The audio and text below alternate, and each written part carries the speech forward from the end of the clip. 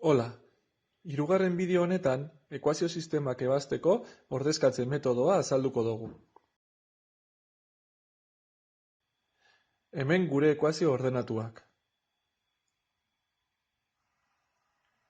Laburbilduz, ordezkatze metodoa erabiltzeko jarraitu beharko duguzen pausuak honek dira.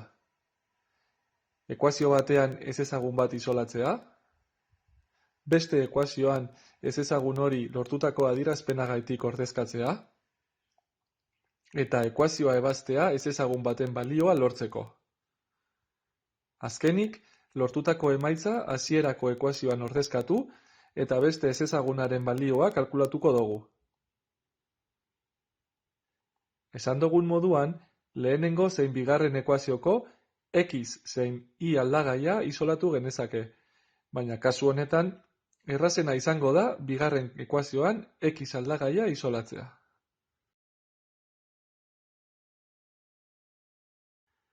Jarraian, beste ekuazioan, x aldagaia ordezkatuko dugu lortu dugun adierazpen horregaitik.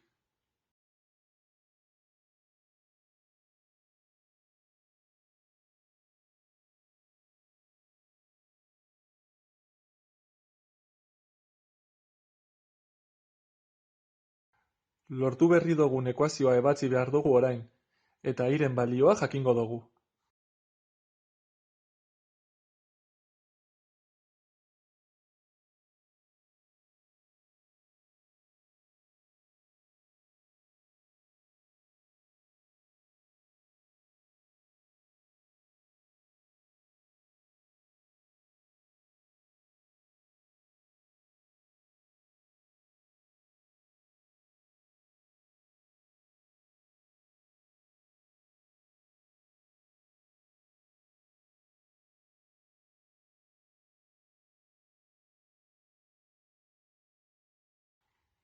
Hori da gure emaitzaren parte.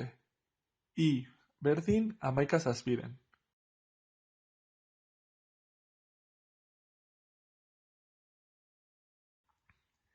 Orain, x-en balioa kalkulatzea falta jaku.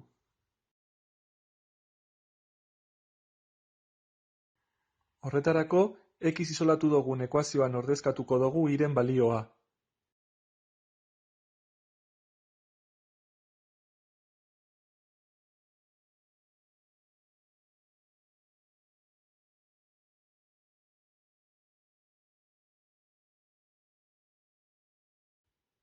Horrela, x-en balioa kalkulatu ahal izango dugu.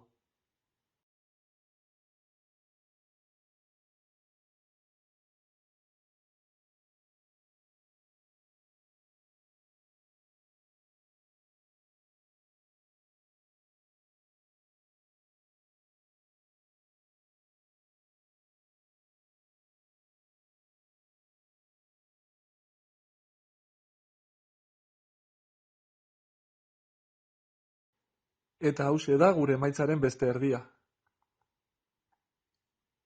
Beraz, gure ekuazio sistemaren emaitza x berdin -13,7 eta y berdin 11,7 da. Hurrengo bideoan berdintze metodoa azalduko dugu.